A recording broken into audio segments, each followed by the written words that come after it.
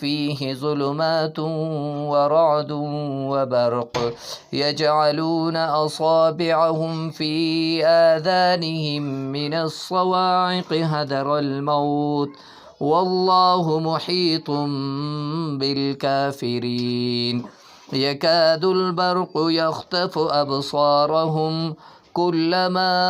أضاء لهم مشوا فيه وإذا أظلم عليهم قاموا ولو شاء الله لذهب بسمعهم وأبصارهم إن الله على كل شيء